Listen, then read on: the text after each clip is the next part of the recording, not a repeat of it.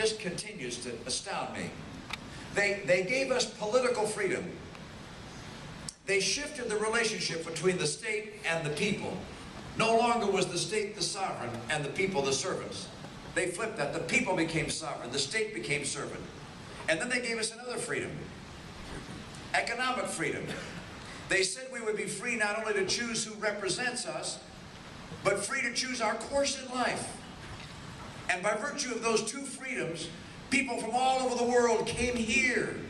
This was the land of opportunity, the land of freedom. American freedom brought people from all over the world. That's what made us who we are. It's in our DNA, this love for freedom and liberty. Every pioneer, every innovator, they wanted to come to America. And what frightens me about President Obama and the people around him is they don't understand that. And slowly but surely they're crushing the spirit that makes us such a powerful economic engine. I love freedom and opportunity. I love free enterprise. I love capitalism. Yeah. You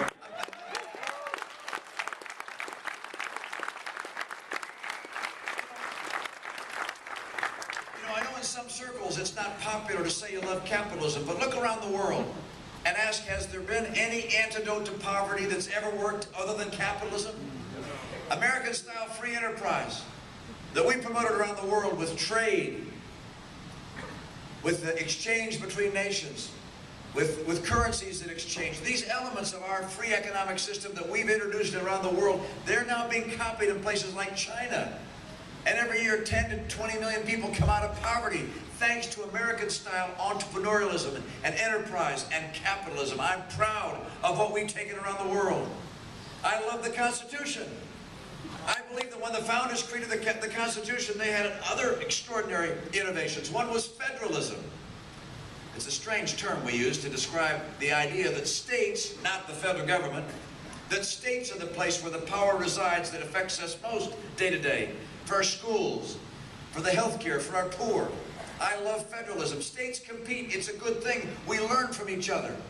I love the Constitution. I love freedom. I love free enterprise. I love opportunity. And I love the American people. I know right now that in some circles, there are people who are skeptical about the future of America because they don't know the American people terribly well. And they point out the challenges we have. And I've had the chance to go around the country, meet a lot of people. I come away not more cynical, but more optimistic. We're a very patriotic people. We love this country.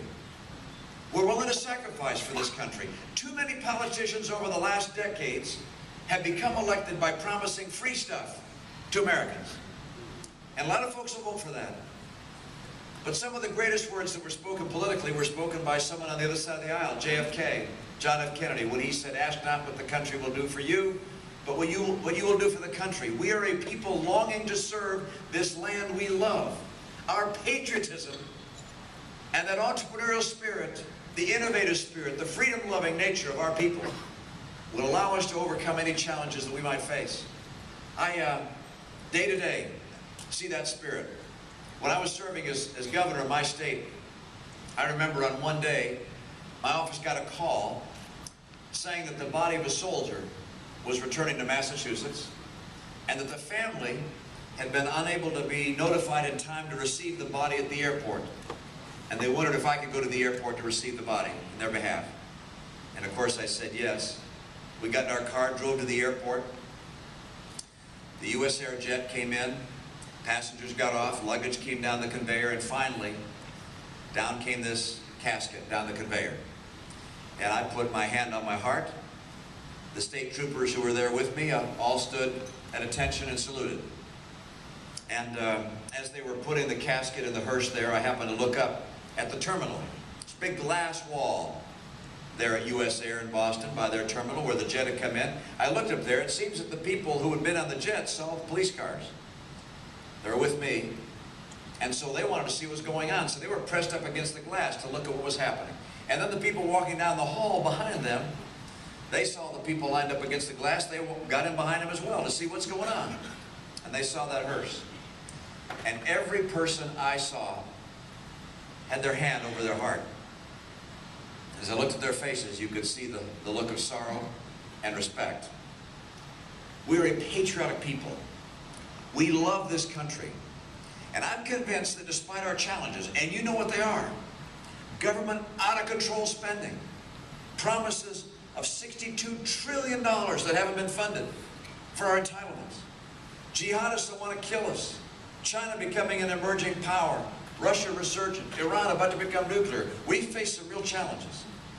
But I'm convinced that by drawing on the patriotism of the American people and our love for this country, that if we have leaders that will tell us the truth, who will live with integrity, and actually know how to lead, know how to strengthen our economy, know how to rebuild the greatness that is America, that we'll rise to the occasion and keep America strong and prosperous and the hope of the earth. And I will do that with your help.